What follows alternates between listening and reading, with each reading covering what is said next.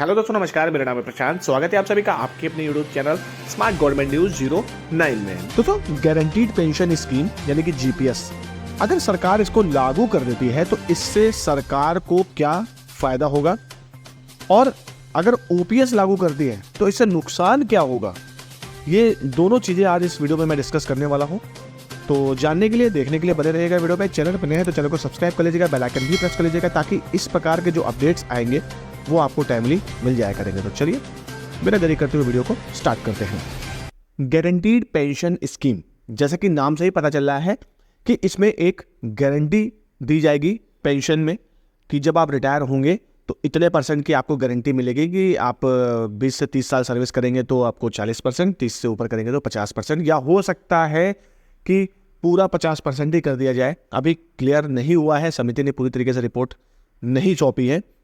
तो अब इसको सरकार लागू क्यों करना चाहती है? देखिए, सबसे नंबर एक बात बताता हूं कि अगर सरकार ओपीएस में किसी कर्मी को रिटायर करती है तो जो भी उसका पैसा होता है, जितना भी सब कुछ होता है, रिटायरमेंट के बाद सारा कुछ सरकार को अपनी जेब से देना पड़ता है। जो भी सरकार के पास फंड्स होते हैं उसमें से निकाल के सरकार को देना पड़ता है, जितने भी कर्मी रिटायर जाते हैं।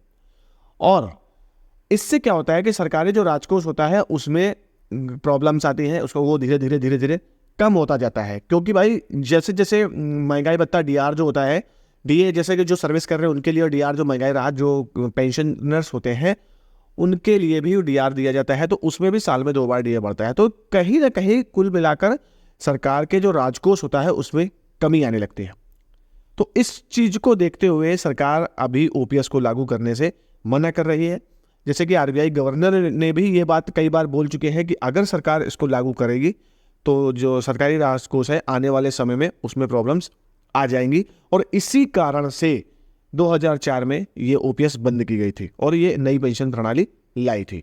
अब अगर जीपीएस लागू करते हैं तो जीपीएस में फायदा क्या हो सकता है? जीपीएस में सिंपल सी बात है कि देखिए, इसमें गारंटी तो दे दी है सरकार ने जैसे कि ओपीएस में देते हैं, लेकिन इसमें यह भी है कि आपको अपना जैसे कंट्रीब्यूशन अभी आप कर रहे हैं एनपीएस में 10% आपका और 14% गवर्नमेंट का, वो कंटिन्यूसली चलता रहेगा।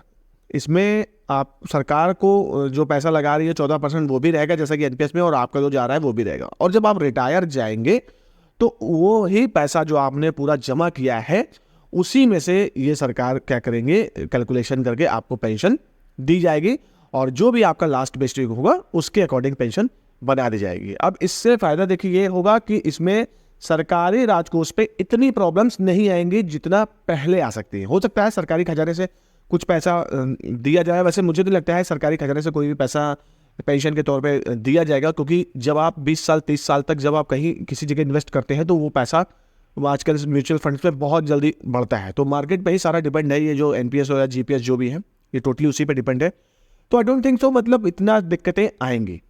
इस कारण से सरकार जो है वो ओपीएस को ना देखते हुए जीपीएस में ज्यादा रुझान कर रही है। अब ये खबर और आई है कि जो हिमाचल प्रदेश में पेंशन को देने के लिए, जो हिमाचल सरकार है अपने कर्मचारियों को पेंशन देने के लिए उन्होंने 800 करोड़ की 8000 करोड़ समथिंग का ऐसा कुछ, जो 800 करोड़ सॉरी, अभी हिमाचल सरकार ने 800 करोड़ रुपए जो केंद्र से उधार मांगा है।